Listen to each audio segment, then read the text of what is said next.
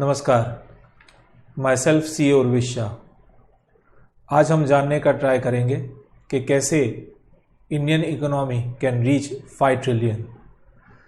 हमारा उद्देश्य है, हमारा लक्ष्य है, हमारे प्रधानमंत्री ने बताया हुआ है कि हम इंडिया को 2024 तक 5 ट्रिलियन इकोनॉमी तक पहुंचाना चाहते हैं। ये कैसे पॉसिबल हो सकता है, ये क्या शक्य है, क्या ऑप्शंस हमारे पास अवेलेबल है, ये सब कुछ हम जानने का प्रयत्न करेंगे। 5 ट्रिलियन इकोनॉमी बनाने के लिए नेशनल इनकम यानी कि nominal GDP should reach 5 trillion. लेकिन आज हम कहाँ पे खड़े हैं, हमसे आगे कौन कौन से कंट्रीज हैं, वो हमें जानना पड़ेगा। सबसे पहले वर्ल्ड में लीडर यूएस है, जिसकी इकोनॉमी अप्रॉक्सीमेटली 20 ट्रिलियन है। सेकेंड नंबर के ऊपर आता है चाइना, जिसकी इकोनॉमी करीब 12 ट्रिलियन है। Indian economy is around 2.75 trillion right now, और उसे 5 ट्रिलियन तक ले जाने का लक्ष्य है। ये लक्ष्य कैसे हासिल हो सकता है, वो जानने का आज हम प्रयास करेंगे। हम वन बाय वन सारे पॉइंट्स का डिस्कशन करेंगे कि अगर ये पॉइंट्स इम्प्लीमेंट होते हैं तो हमारी इकोनॉमी 5 ट्रिलियन तक पहुंच सकती है या नहीं। क्यों इकोनॉमी को बढ़ाना है? क्योंकि डेवलपमेंट के लिए इकोनॉमी का ग्रोथ ज़रूरी है। वर्ल्ड लेवल पे अभी स्लैक चल रहा है, इकोनॉमी में डाउनफॉल। उस सिचुएशन में हम कैसे आगे बढ़ सकते हैं, ये आज हम जानने का प्रयत्न करेंगे। मेरा फर्स्ट पॉइंट है, सबसे पहले हमारे ट्रेड मिनिस्ट्री और एक्सटर्नल अफेयर्स मिनिस्ट्री को साथ में रह के वर्ल्ड के 195 कंट्रीज के अंदर कौन कौन से मेजर 20 इंपोर्ट्स है, import of goods and import of services, ये जानने का प्रयत्न करना चाहिए। और उस गुड्स में या उस सर्विसेज में क्या हमारी इंडस्ट्री फिट हो सकती है कि नहीं।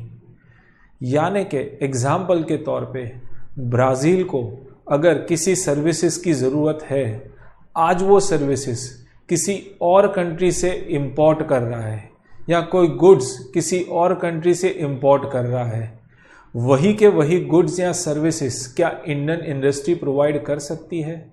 कई बार हमें देखने को मिले ये पोटेंशियल हमारी इंडस्ट्री के अंदर है।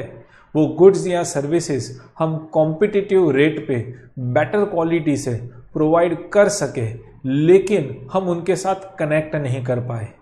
सो इंडिया की ट्रेड मिनिस्ट्री को और एक्सटर्नल अफेयर्स मिनिस्ट्री को जॉइंट होके एक सर्च करना पड़ेगा कि वर्ल्ड के जितने भी कंट्रीज हैं उनके मेजर इंपोर्ट्स क्या है in terms of goods and in terms of services, और जितने भी मेजर इंपोर्ट्स हैं वहाँ पे पॉसिबल हो वहाँ पे इंडियन इंडस्ट्रीज को सेट करने का प्रयत्न करना पड़ेगा, जिससे हमारे एक्सपोर्ट्स बढ़ेंगे, जिससे हमारे यहाँ पे एम्प्लॉयमेंट के अपॉर्चुनिटीज बढ़ेंगे।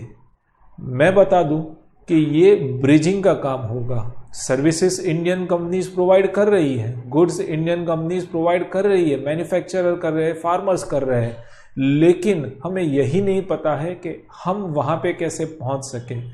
शायद ये role trade ministry with the support of external affairs ministry अच्छा परफॉर्म कर सकते हैं।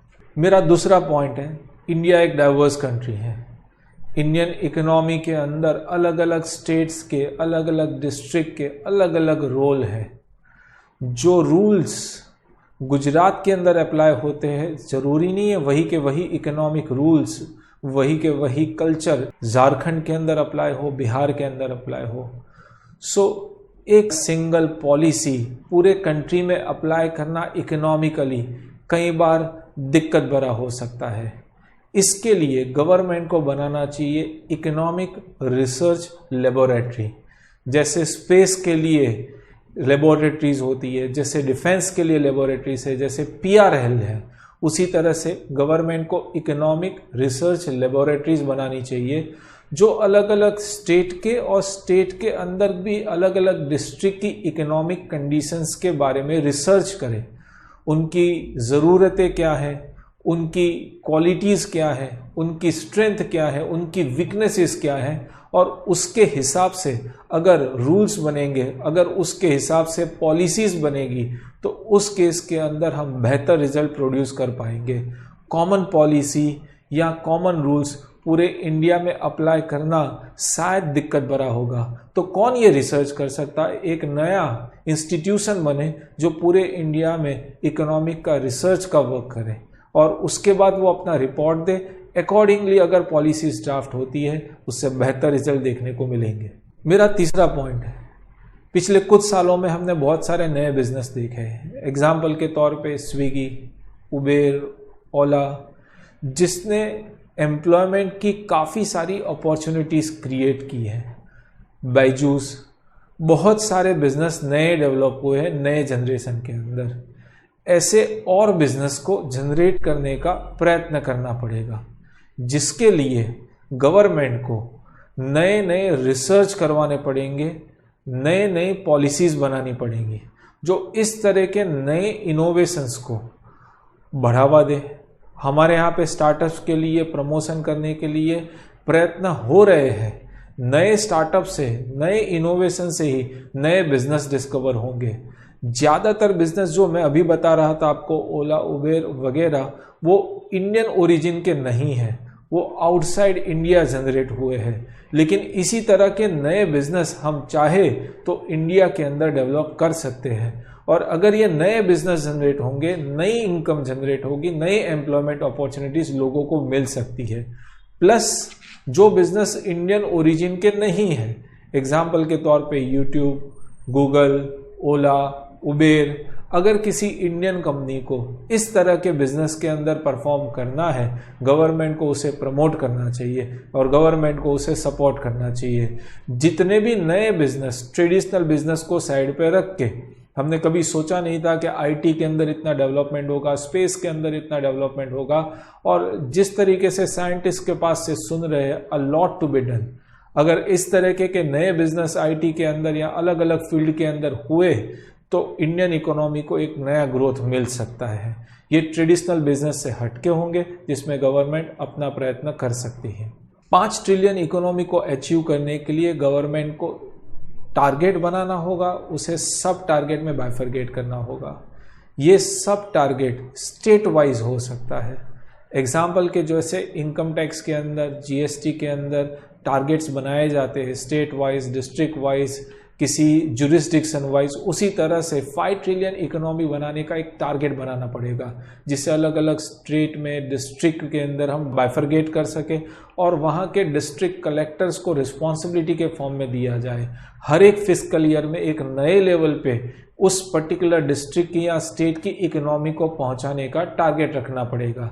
अगर इस तरीके से सब डिवीजन करेंगे, geographically as well as industry wise.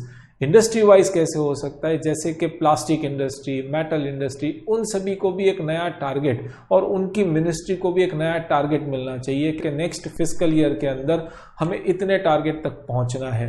अगर इस तरीके से जियोग्राफिकली और industry wise sub division of targets करते रहेंगे तो शायद 5 ट्रिलियन इकोनॉमी बहुत दूर नहीं होगा, हम जरूर उसे पहुंच पाएंगे। इंडिया के अंदर कल्चरल डेवलपमेंट डाइवर्स है, लेकिन इस कल्चर को हम वर्ल्ड तक पहुंचा नहीं पाए। हमारी लैंग्वेजेस, हमारे कल्चर, हमारे ट्रेडिशंस, हमारे नए नए लेवल के डांस के फॉर्म्स जो हम वर्ल्ड लेवल तक नहीं पहुंचा पाए, उसका पोटेंशियल वर्ल्ड के बहुत सारे कंट्रीज़ में है। हमारी लैंग्वेजेस का पोटेंशियल वर्ल्ड के बहुत सारी कंट्रीज़ के अंदर है। प्लस एक और area that is sports. Sports के अंदर ज़्यादातर हम डिपेंडेंट रहे क्रिकेट के ऊपर, लेकिन देर आर 100 अदर स्पोर्ट्स जिसके अंदर हमारे प्लेयर्स परफॉर्म कर सके।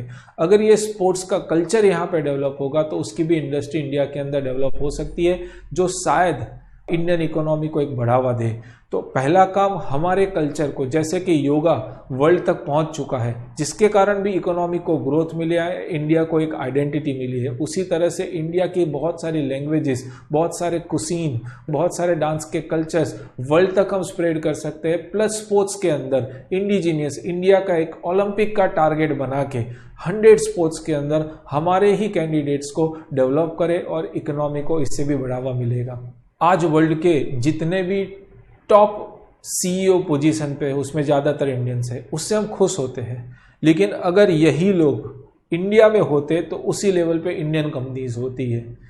अगर इंडियन स्टूडेंट्स बाहर पढ़ने के लिए जा रहा है इंडिया के बाहर, फिर इंडियन गवर्नमेंट को ट्राई करना चाहिए कि हमें उसे वापस बुलाए, एक ऐसा एटमॉस्फेयर दे जहाँ पे वो अपना नया बिजनेस, नई इंडस्ट्री स्टार्ट कर सके। हमें सिर्फ फॉरेन कैपिटल की ज़रूरत नहीं है, हमें इंडियन ब्रेन को भी वापस लाना चाहिए। इस फील्ड के अंदर शायद चाइना बहुत अच्छा कर रहा है। अगर चाइना के स्टूडेंट्स अब्रॉड में वेस्टर्न कंट्रीज़ के अंदर पढ़ने के लिए जाते हैं, they are making full efforts, government mayor level पे, डिस्ट्रिक्ट लेवल पे, स्टेट लेवल पे एफर्ट्स होते हैं कि उन्हें वापस बुलाया जाए, एक एटमॉस्फेयर दिया जाए कि आप इंडस्ट्री चाइना के अंदर लगाओ। उसी तरह से हमें इंडियन ब्रेन्स को वापस बुलाना चाहिए और एटमॉस्फेयर देना चाहिए। सिर्फ कैपिटल का इन्वेस्टमेंट नहीं चलेगा, वहाँ पे ब्रेन इन्वेस्टमेंट, जो एक्चुअली इंडियन ब्रेन ही है, उन्हें इंडिया के अंदर ऐसा एटमॉस्फेयर दिया जाए कि इंडिया के अंदर आके वो बेहतर परफॉर्म कर सके और इंडियन इंडस्ट्रीज़ को एक नए ग्रोथ के ऊपर ले जाए। 3 फील्ड ऐसे हैं जिसके अंदर India is doing well and can do better. एक है डिफेंस, दूसरा है स्पेस और तीसरा दैट इज टूरिज्म। ये 3 ऐसे फील्ड हैं जो हमारी इकोनॉमी को 5 ट्रिलियन तक पहुंचाने के लिए बहुत बड़ा रोल कर सकते हैं। अभी Indian government make in India के प्रोजेक्ट के तहत बहुत एफर्ट्स कर रही है डिफेंस फील्ड को डेवलप करने के लिए। हम अगर डिफेंस इक्विपमेंट बनाने लगे तो जो हमें फॉरेन से इंपोर्ट करना पड़ता है उस खर्चे में बहुत कमी होगी, इंडियन लोगों को एम्प्लॉयमेंट मिलेगा और अच्छे क्वालिटी के डिफेंस इक्विपमेंट बनाने से हम उसे वर्ल्ड के बहुत सारे कंट्रीज़ को एक्सपोर्ट भी कर पाएंगे। स्पेस, जिसके अंदर already ISRO is doing good, world के टॉप स्पेस एजेंसीज के अंदर है। स्पेस सैटेलाइट भेजने के अंदर हमारा बड़ा नाम है। अगर इसके अंदर गवर्नमेंट और फोकस करे तो शायद इंडियन स्पेस इंडस्ट्री वर्ल्ड के बहुत सारे डेवलप कंट्रीज के स्पेस शटल्स को भेज सकते हैं। ये एक नई अपॉर्चुनिटी है। ऑलरेडी हमारे साइंटिस्ट अच्छा कर रहे हैं, उन्हें गवर्नमेंट के साइड से सपोर्ट मिलेगा, definitely they can bring a new business to India. And third one is tourism. World के बहुत कम ऐसे कंट्रीज हैं जहाँ पे जंगल है, सी शोर है, डेजर्ट है, माउंटेन्स है, स्नो है। India is such a diverse country जहाँ पे टूरिज्म के बहुत सारे अपॉर्चुनिटीज़ है। हर एक स्टेट के अंदर अपने टूरिज्म को बढ़ावा करने के लिए बहुत अपॉर्चुनिटीज़ है। Recent example that is statue of unity. अभी रिसेंटली न्यूज़पेपर में पढ़ा था कि स्टैच्यू ऑफ यूनिटी के विजिटर्स स्टैच्यू ऑफ लिबर्टी के विजिटर्स से भी ज़्यादा है। तो टूरिज्म्स एक नया फील्ड होगा जहाँ पे हमें बहुत सारे फॉरेन टूरिस्ट मिल पाएंगे और उनके कारण एक इंडियन इकोनॉमी को बहुत अच्छा ग्रोथ मिल सकता है। India should also make new research policy. Past में जो पॉलिसी बनी थी साइंस और टेक्नोलॉजी के रिसर्च के लिए, वो 2013 में बनी थी। आप नए बिजनेस, नई डिस्कवरी तभी कर सकते हो जब अच्छा लेवल का रिसर्च हो। ये रिसर्च के प्रमोशन को गवर्नमेंट को बढ़ावा देना पड़ेगा। कुछ नया रिसर्च होता है उसका हम पेटेंट करवा सकते हैं। ये रिसर्च दोनों फील्ड में होना चाहिए, प्राइवेट प्लेयर्स भी रिसर्च करें और दूसरा गवर्नमेंट के साइड से भी रिसर्च होना चाहिए। रिसर्च एंड इनोवेशन के थ्रू ही हम नए बिजनेस को डिस्कवर कर सकते हैं। उसके लिए स्ट्रॉन्ग पॉलिसी बने और उसके लिए बजट बने। This research should be in a true sense, यानी कि ऑन पेपर रिसर्च ना हो, उसकी कॉमर्शियल एंड इकोनॉमिकल वायबिलिटी बने, उसके ऊपर से इंडिया में एक नया बिजनेस डेवलप हो। ऐसे प्रयत्न गवर्नमेंट के होने चाहिए। इंडिया के अंदर almost 60 to 70% people rely on agriculture. Agriculture के अंदर नई टेक्नोलॉजी का यूज़ होना चाहिए। अब ग्रीन रिवॉल्यूशन 2 की ज़रूरत है। उस टेक्नोलॉजी को ग्राउंड लेवल पे पहुंचाना होगा जिससे बेहतर फार्मिंग हो सकेगा, बेहतर स्टोरेज हो सकेगा। हमारे फार्मर्स को एजुकेट करना पड़ेगा, ट्रेन करना पड़ेगा, उन्हें नए इक्विपमेंट परचेज करने के लिए हमें सपोर्ट करना पड़ेगा। प्लस अगर हमारे अच्छी क्वालिटी के एग्रीकल्चर प्रोडक्ट बनेंगे तो उसे हम एक्सपोर्ट भी कर पाएंगे। ऑलमोस्ट वर्ल्ड के सारे कंट्रीज़ को एग्रीकल्चर प्रोडक्ट्स की ज़रूरत पड़ती है, लेकिन इंडियन प्रोडक्शन बढ़ना चाहिए, जहाँ पे हम सेल्फ रिलायंट तो हो चुके हैं, लेकिन फिर भी जिसके थ्रू हम एक्सपोर्ट कर सके वैसे इक्विपमेंट, वैसे टेक्नोलॉजी जनरेशन के लिए, स्टोरेज के लिए, प्लस उन्हें गवर्नमेंट को एक फिक्स प्राइस भी देना पड़ेगा। वैसे गवर्नमेंट का टारगेट है फार्मर्स की इनकम डबल करना, लेकिन उस डायरेक्शन में डबल करने के लिए एक्सपोर्ट होना ज़रूरी है और वहाँ पे हमें ट्राई करना पड़ेगा कि हमारी क्वालिटी बाकी वर्ल्ड के बाकी कंट्रीज़ की कंपैरिजन में बेहतर हो।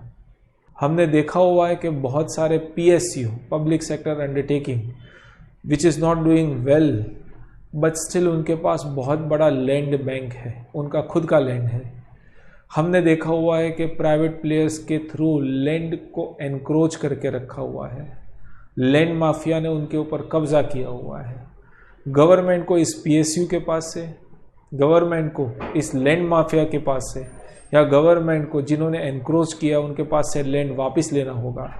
किसी भी इंडस्ट्री को नया लैंड देने के लिए हमें कोई भी एग्रीकल्चर लैंड और जंगल्स को 1% भी रिड्यूस नहीं करना है, रादर ऐसी एनक्रोच हुई लैंड को गवर्नमेंट वापस ले, PSU के पास से जो परफॉर्म नहीं कर रहे वापस ले, और उसी लैंड बैंक में से नए इंडस्ट्री के लिए देना चाहिए। प्लस मिनरल्स के ऊपर और वाटर के ऊपर एब्सोल्यूट कंट्रोल गवर्नमेंट का ही होना चाहिए। फिनेंशियल सिस्टम को रॉबस्ट करना पड़ेगा। आज की डेट में पहले सिर्फ फिनेंशियल फ्रॉड्स फिजिकल फॉर्म में होते थे, आज फिनेंशियल फ्रॉड्स साइबर फॉर्म में हो रहे हैं। There should be a strict policy and strict observation. लोगों का भरोसा साइबर यानी कि ऑनलाइन टेक्नोलॉजीज़ के यूज़ में कम नहीं होना चाहिए, क्योंकि यही फ्यूचर है। जितने भी साइबर फ्रॉड्स हो रहे हैं, खास करके उसमें भी फिनेंशियल फ्रॉड्स हो रहे हैं, उसके लिए स्ट्रिक्ट कोर्ट एक्शंस होने चाहिए और वो कोर्ट एक्शन एस्टैब्लिश्ड होने चाहिए, पनिशमेंट लोगों को मिलनी चाहिए जो इनके पीछे बने हुए हैं, जिसके कारण लोगों का फाइनेंशियल सिस्टम पे और ख़ास करके डिजिटल फाइनेंशियल सिस्टम के ऊपर लोगों का भरोसा बढ़ेगा। हमने देखा हुआ है बैंक के अंदर बहुत सारे NPAs हुए हैं जिसकी लोन पास्ट में दी गई थी and this borrowers are not repaying. ये नॉन परफॉर्मिंग असेट्स बन रहे हैं जिसके ऊपर हमारी इकोनॉमी पे बहुत बड़ा बर्डन आ रहा है।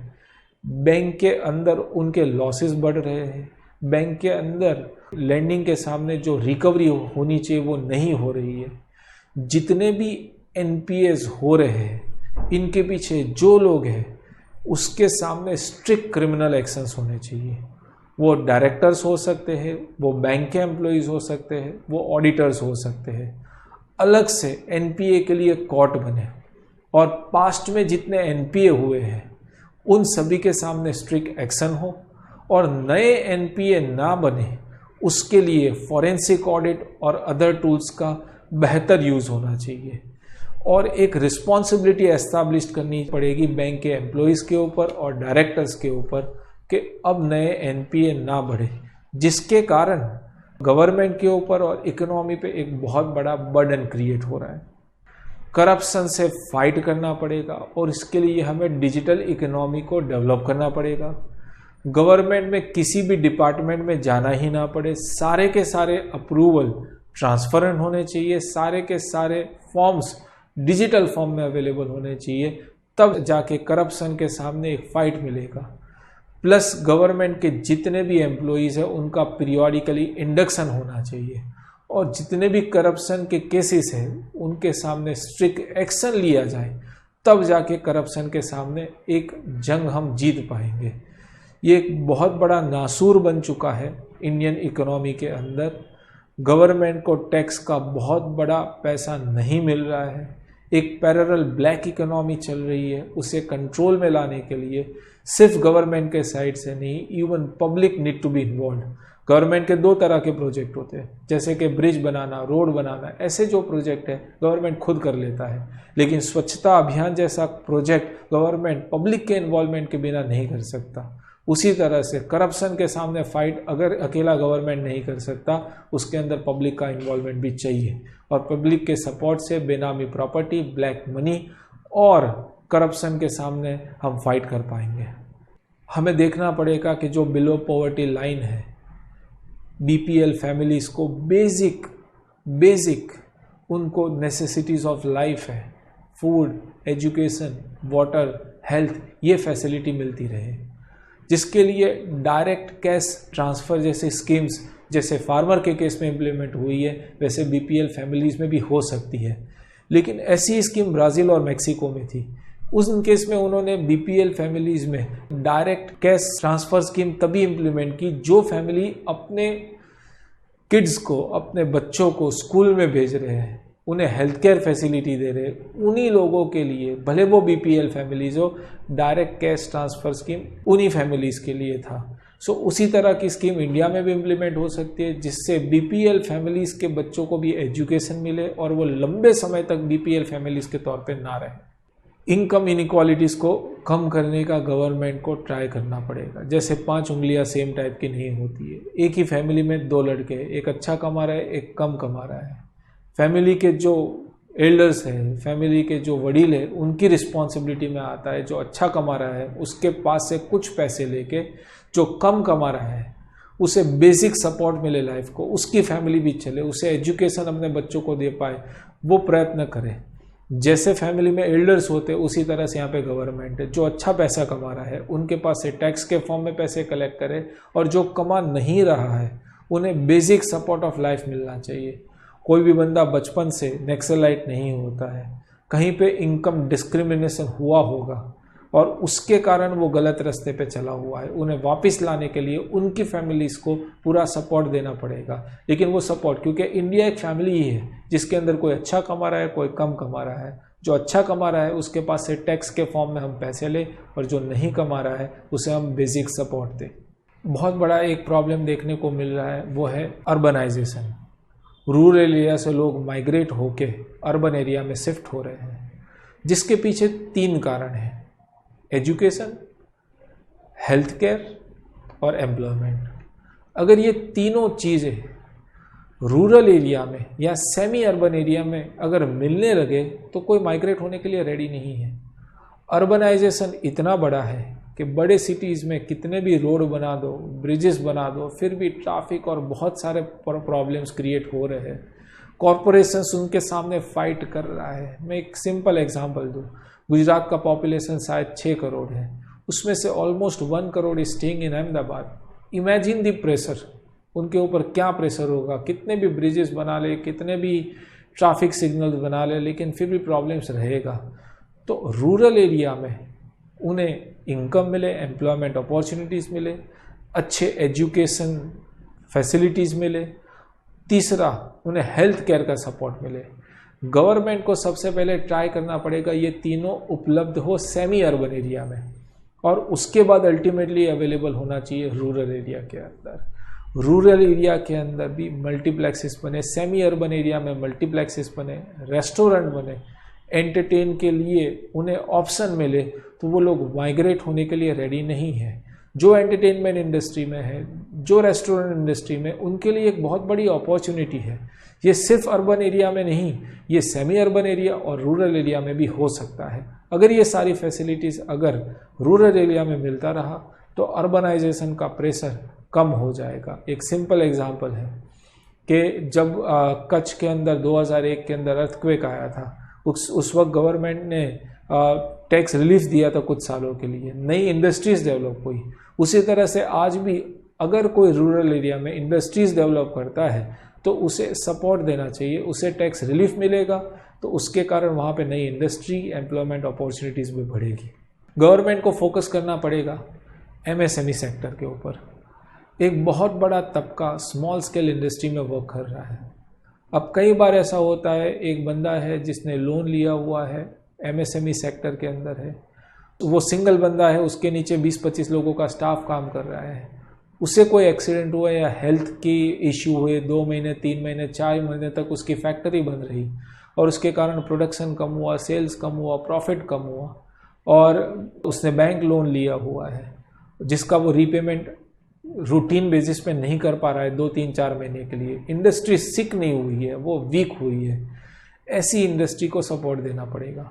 कारण ये है कि अगर ऐसी इंडस्ट्री को सपोर्ट नहीं दिया, बैंक्स ने अगर स्ट्रिक्ट रह के उनके पास से रिकवरी की, शायद वो इंडस्ट्री बंद हो सकती है और जिसकी इम्पैक्ट इकोनॉमी पे होगी।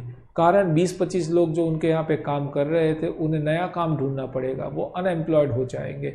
इसलिए गवर्नमेंट को भी उन्हें सपोर्ट देना पड़ेगा। गवर्नमेंट को यहाँ पे कोई शायद फाइनेंशियल सपोर्ट ना दे, लेकिन अगर 4 महीने 6 महीने की गारंटी दे कि ये 6 महीने के तहत अगर उन्होंने नहीं लोन पिया, उसके बाद सुझाव दे के उसके बाद ही आप उनके सामने स्ट्रिक्ट एक्शन लो, तो एमएसएमई सेक्टर बढ़ जाएगा। प्लस गवर्नमेंट की पॉलिसी भी ऐसी बननी चाहिए जो स्मॉल स्केल सेक्टर्स को सपोर्ट करे, जिसके लिए जो आगे मैंने बताया वर्ल्ड के बड़े बड़े जितने भी कंट्रीज़ हैं उनके जितने भी इम्पोर्ट्स हैं उसको हमारे एक्सपोर्ट से मैच करवाना पड़ेगा।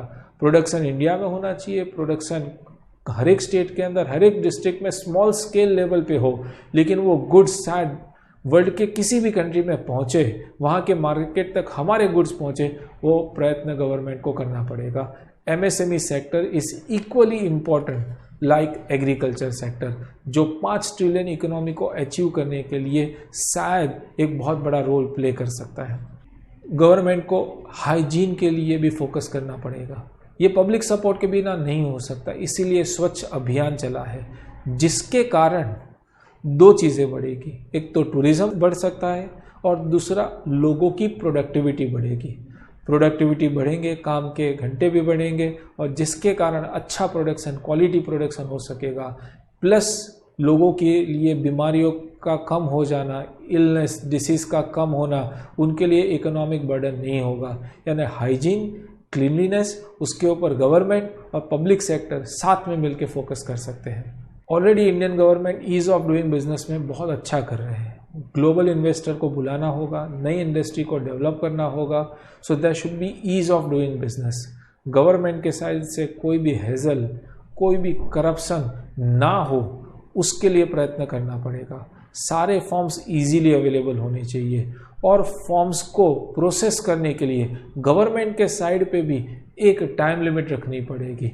जितने भी उन्हें सैंक्शंस चाहिए, अगर वो परमिटेड कैटेगरी में आते हैं तो वो सैंक्शंस तुरंत मिले। उन्हें ऐसा फील होना चाहिए इंडस्ट्रियलिस्ट को, जो इंडियन इंडस्ट्रियलिस्ट है या बाहर से आ रहे हैं, कि यहाँ पे हेजल फ्री प्रोसेस हो रहा है। अगर ऐसा होगा तो ग्लोबल इन्वेस्टर्स और इंडियन इन्वेस्टर्स इंडिया में इन्वेस्ट करेंगे। गवर्नमेंट को एफर्ट्स लगाने पड़ेंगे प्रॉपर टैक्स कलेक्शन के लिए। मैं ऐसा बोल सकता हूँ कि इनडायरेक्ट टैक्स वो तो कलेक्ट हो रहा है, लेकिन डायरेक्ट टैक्स के दायरे में अभी भी सभी लोग नहीं हैं। GST is treated as a welcome step, जिसके कारण इनडायरेक्ट टैक्स का भी कलेक्शन बढ़ेगा और डायरेक्ट टैक्स का भी कलेक्शन बढ़ेगा। कई बार ऐसा देखने को मिलता है कि किसी की सैलरी पर एनम 6 लाख रुपए है, वो गवर्नमेंट जॉब में या किसी कंपनी में जॉब कर रहा है, उसका टीडीएस कट रहा है और वो इनकम टैक्स भर रहा है। लेकिन किसी के यहाँ पे सपोज किसी का फ्रूट शॉप है, उसकी इनकम पर एनम 8 लाख रुपए का है, लेकिन वो कैश में परचेज करता है, कैश के अंदर सेल करता है, उसकी इनकम कहीं पे भी जीडीपी में भी नहीं आ रही है, टैक्स के दायरे में भी नहीं आ रहे, और उसके ऊपर जो इनकम टैक्स गवर्नमेंट को मिलना चाहिए वो नहीं मिल रहा है। उसे टैक्स के दायरे में भी लाना पड़ेगा और उसका कैलकुलेशन जीडीपी में भी होना चाहिए। एक जो पैरेलल ब्लैक इकोनॉमी चल रही है उसके ऊपर लगाम लगना चाहिए। एक और एग्जाम्पल मैं दे सकता हूँ, जैसे घर में शादी है और बहुत सारे एजेंसीज को बुला हुआ है, कोई डेकोरेशन के लिए है, कोई बैंड बाजा वाला है, उन सभी को बुलाया है, वो अपना परफॉर्म करे, वो सर्विसेज दे रहे हैं। उनको जो पैसे दिए जाते हैं sometimes it is given in cash, और जब ये कैश में दिए जाते हैं ना तो वो जीएसटी के दायरे में आते हैं ना तो वो इनकम टैक्स के दायरे में। सो एक पैरेलल इकोनॉमी चल रही है। अगर इस पैरेलल इकोनॉमी को हम अपनी फॉर्मल इकोनॉमी में ला दें तो 5 ट्रिलियन इकोनॉमी दूर नहीं है। यानी गवर्नमेंट को इनडायरेक्ट टैक्स और डायरेक्ट टैक्स का कलेक्शन के ऊपर भी फोकस करना पड़ेगा। गवर्नमेंट को फोकस करना पड़ेगा अपने स्पेंडिंग के ऊपर, कहाँ पे वो लोग मेजर स्पेंड कर रहे हैं और उसके क्या ऑल्टरनेट अवेलेबल हो सकते हैं। एग्जाम्पल के तौर पे ऑयल की जगह पे क्या नेचुरल रिसोर्सेज चलेंगे, एग्जाम्पल के तौर पर डिफेंस पे हम ज़्यादा स्पेंड कर रहे हैं, लेकिन क्या हम इंडिजीनियस इंडस्ट्री को बढ़ावा देके क्या हम उसे रिप्लेस कर सकते हैं? जहाँ जहाँ पे गवर्नमेंट का स्पेंडिंग ज़्यादा है, जहाँ पे हमें इंपोर्ट करना पड़ता है, वहाँ पे हमें नेचुरल रिसोर्सेज का और इंडिजीनियस इंडस्ट्रीज़ का यूज़ करना पड़ेगा। Government should put all best efforts to reduce fiscal deficit. Government की इनकम के सामने एक्सपेंसेस ज़्यादा है, almost it is around 8 lakh crore more, यानी कि इनकम की कंपैरिजन में एक्सपेंसेस 8 लाख करोड़ ज़्यादा होते हैं, जो फिस्कल डेफिसिट है। जैसे गवर्नमेंट का टारगेट है कि इंडियन इकोनॉमी को 5 ट्रिलियन पे ले जाना है, उसी तरह से गवर्नमेंट को टारगेट बनाना पड़ेगा कि हमें फिस्कल डेफिसिट को जीडीपी के 3% तक ला देना है। फिस्कल डेफिसिट से गवर्नमेंट को क्या फ़र्क पड़ता है? हम बाहर से पैसे बोरो करते हैं, उसके ऊपर हमें इंटरेस्ट देना पड़ता है। ये अनप्रोडक्टिव एक्सपेंस गवर्नमेंट कर रही है। एक्सपेंसेस गवर्नमेंट 2 तरीके के कर सकते हैं, प्रोडक्टिव, अनप्रोडक्टिव। ये अनप्रोडक्टिव एक्सपेंस होगा, और जिसके कारण गवर्नमेंट अगर फिस्कल डेफिसिट को कम करे, अपने स्पेंडिंग को कम करे, अपनी रेवेन्यू को बढ़ाए, तो ये फिस्कल डेफिसिट कम हो सकता है। गवर्नमेंट को इंपोर्ट और एक्सपोर्ट का इम्बैलेंस भी कम करना पड़ेगा। ऑलमोस्ट इंपोर्ट एंड एक्सपोर्ट का इम्बैलेंस दैट इज 190 बिलियन $।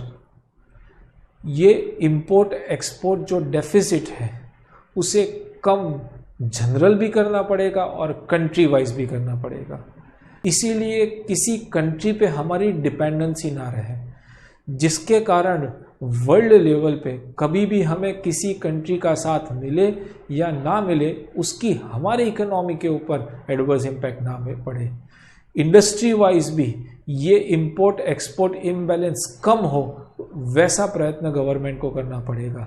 यानी करंट अकाउंट डेफिसिट को कम करने का प्रयत्न गवर्नमेंट को करना पड़ेगा। हर एक प्रोडक्ट के अंदर कितना इंपोर्ट हो रहा है, कितना एक्सपोर्ट हो रहा है, और हम उसका क्या ऑल्टरनेट ढूंढ सकते हैं। उसमें हम कंट्रीज़ के साथ भी नेगोशिएट कर सकते हैं। सपोज हम कोई प्रोडक्ट एक्स कंट्री से इंपोर्ट कर रहे हैं, उसके कौन से ऑल्टरनेट है वो सर्च करें। वहाँ से इंपोर्ट करने से क्या हमें फ़ायदा होगा कि नहीं, वो हमें देखना पड़ेगा। और उसका क्या ऑल्टरनेट प्रोडक्ट वाइज इंडिया में बन सकता है। अगर वो बन सकता है तो वो इंपोर्ट भी कम होगा। जैसे हमें इनकम और एक्सपेंडिचर के डेफिसिट को कम करना है, उसी तरह से हमें इंपोर्ट और एक्सपोर्ट के डेफिसिट को भी कम करना पड़ेगा, country wise, in general as well as product wise.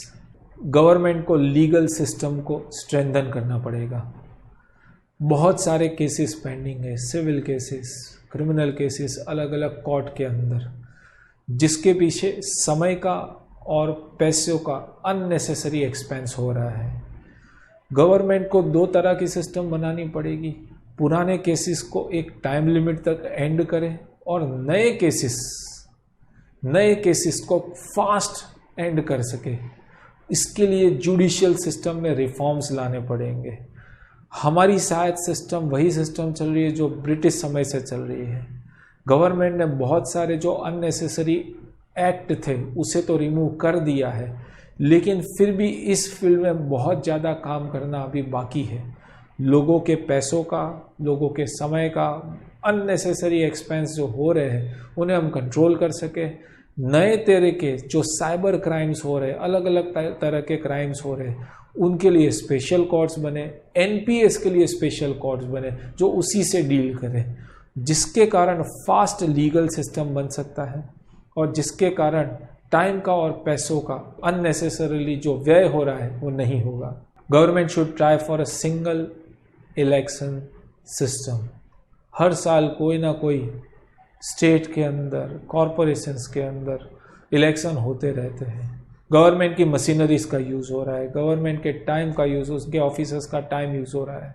अगर एक सिंगल इलेक्शन सिस्टम हो तो समय का और पैसों का बहुत कम एक्सपेंस होगा। हर एक स्टेट का, सेंट्रल का और कॉरपोरेशन का एक साथ ही इलेक्शन 5 साल में एक बार, इसी सिस्टम से चले लोगों को 5 साल में एक ही बार वोट देना पड़ेगा।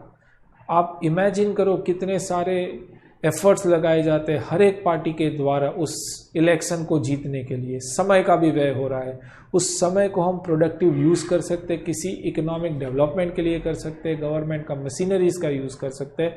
ये गवर्नमेंट स्पेंडिंग को कम कर सकता है। इसके बारे में पॉलिटिकल पार्टीज को साथ में बैठ के सोचने की ज़रूरत है। एक और पॉइंट है, दैट इज पॉपुलेशन कंट्रोल। एक पॉलिसी बनानी पड़ेगी, कारण पर कैपिटा इनकम आज हमारी कम है, क्योंकि इनकम के नीचे जो डिनोमिनेटर है वो पॉपुलेशन ज़्यादा है। अगर यही पॉपुलेशन कम होती तो पर कैपिटा इनकम ज़्यादा होती। हम लोगों को हेल्दी लाइफ देना चाहते हैं, एक क्वालिटी लाइफ देना चाहते हैं। बहुत सारे एफर्ट्स गवर्नमेंट कर रही है, लेकिन इतने बड़े पॉपुलेशन को मैनेज करना गवर्नमेंट के लिए भी दिक्कत हो रहा है। ये कलेक्टिव एफर्ट से होगा, ये कंसेंसस से होगा।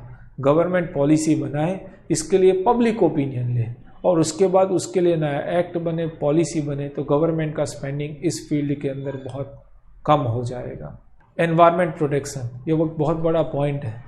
एनवायरनमेंट प्रोटेक्शन की क्यों ज़रूरत है? शायद हम 5 ट्रिलियन इकोनॉमी पे पहुंच जाए, लेकिन 5 ट्रिलियन इकोनॉमी पहुंचने के बाद अगर हम एनवायरनमेंट को घुमा देंगे तो इस इकोनॉमी का कोई मतलब नहीं होगा। हर साल हम देखते हैं दिल्ली के अंदर या बड़े मेजर सिटीज़ में पॉल्यूशन का लेवल बहुत बढ़ रहा है। उसे कम करना पड़ेगा। ऐसी इंडस्ट्री को डेवलप करना पड़ेगा जो इको फ्रेंडली हो। ऐसे नेचुरल रिसोर्सेज का यूज़ करना पड़ेगा। जंगल का एरिया बढ़ाना पड़ेगा।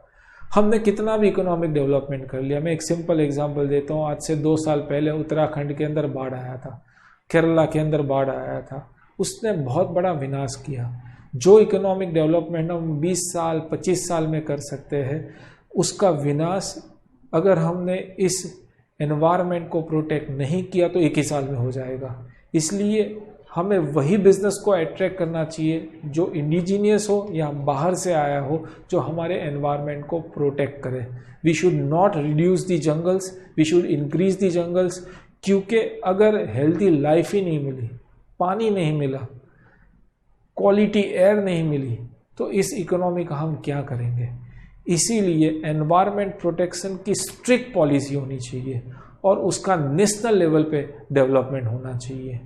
उसके लिए एक छोटा सा सुझाव दे सकता हूँ मैं कि गवर्नमेंट के स्कूल में प्रोजेक्ट देना चाहिए। जैसे हम अलग अलग प्रोजेक्ट स्कूल के 1st स्टैंडर्ड 2nd स्टैंडर्ड के स्टूडेंट्स को देते हैं, एक ऐसा प्रोजेक्ट HRD मिनिस्ट्री और एनवायरनमेंट मिनिस्ट्री साथ में मिलकर दे सकते हैं कि हर एक स्कूल के स्टूडेंट को एक पौधा लगाना है और पौधे का जितना ग्रोथ होगा उसके हिसाब से मार्क्स मिलेंगे। जस्ट इमेजिन, हर साल स्कूल्स के अंदर शायद 20 करोड़ बच्चे पढ़ते होंगे। हर एक बच्चा एक पौधा हर साल लगाएगा और उसका मॉनिटरिंग उसके क्लास टीचर कर रहे हैं। इससे एनवायरनमेंट को बहुत बल मिलेगा। Environment protection can't be done only with government policy. There is always a need of support from the side of public, और पब्लिक का इन्वॉल्वमेंट कंपलसरी मैनर में तभी हो सकता है जब हम स्कूल के बच्चों को इसके अंदर इन्वॉल्व करें, उनको प्रोजेक्ट्स के मार्क्स मिले, उनके ऊपर फोकस हो उनके टीचर्स का।